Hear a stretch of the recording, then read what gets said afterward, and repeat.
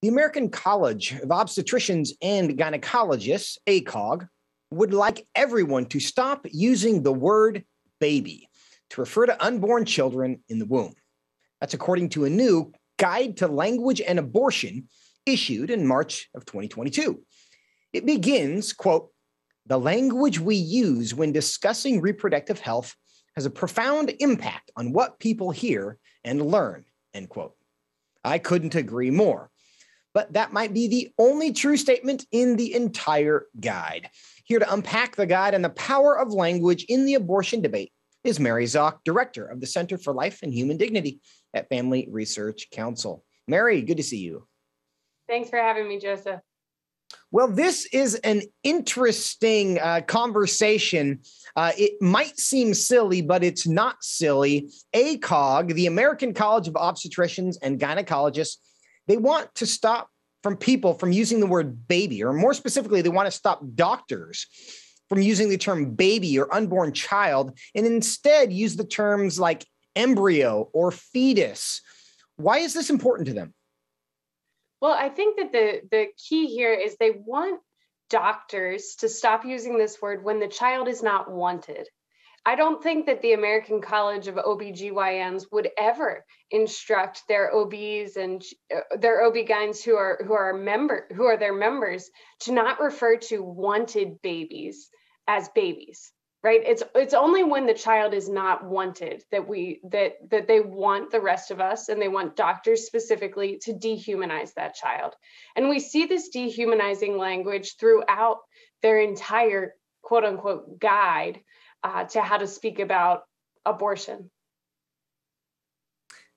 You make a good point there, because I think most of this is really about dehumanizing a child before you kill it. Because if we've dehumanized it, and we've seen this so many tragic examples of othering people that we don't want to value, and before we end up killing them, we just make the argument for why they're not actually human and why it's not wrong to eliminate them. But I think it's important for those of us on the pro-life side of this, and those of us who are watching this debate, that terms like embryo and fetus, those are actually a thing in the same way that terms like infant and toddler are.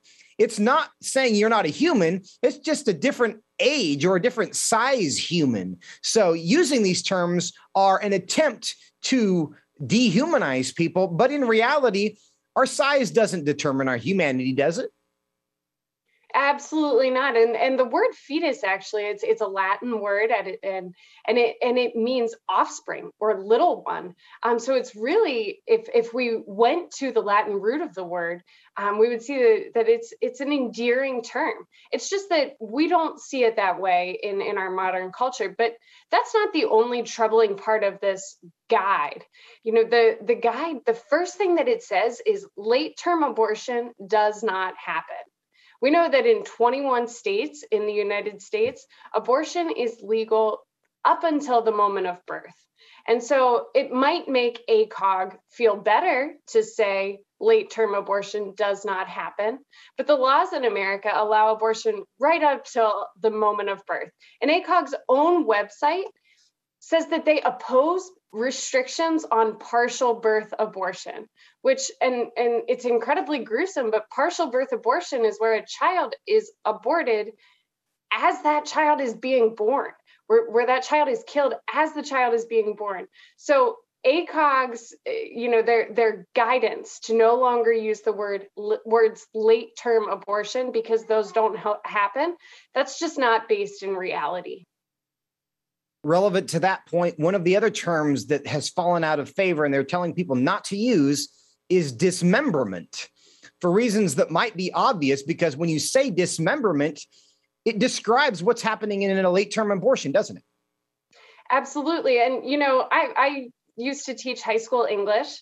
And one of the things that students would do when they didn't want to plagiarize on a paper is they would go into Microsoft Word, they would right-click and hit that helpful synonyms tool. Well, and it seems like that's what ACOG did, because they used the word disarticulation instead, which most people at first blush don't know what it means. But if you go into Microsoft Word, type in dismember, hit right-click and hit synonyms, disarticulate comes up. They're using the same words, just using a synonym that is not as widely known and doesn't evoke as much of a response. And it's an effort to detract from the truth of what dismemberment abortion actually does.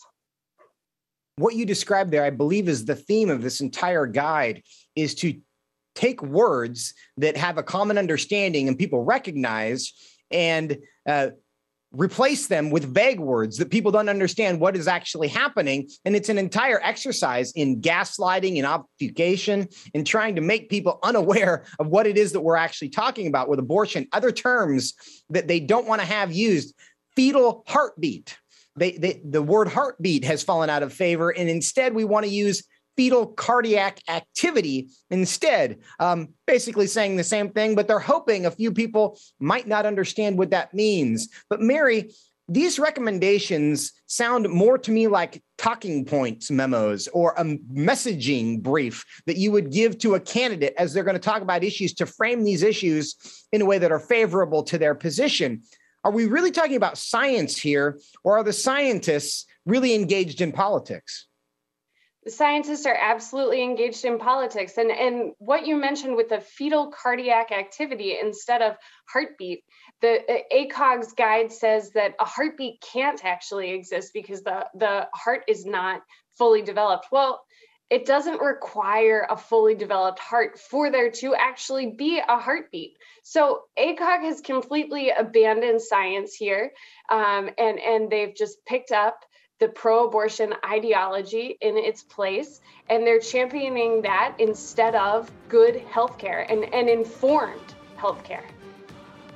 And Mary, these are the kind of situations that make it hard for many of us to take people seriously when they say follow the science.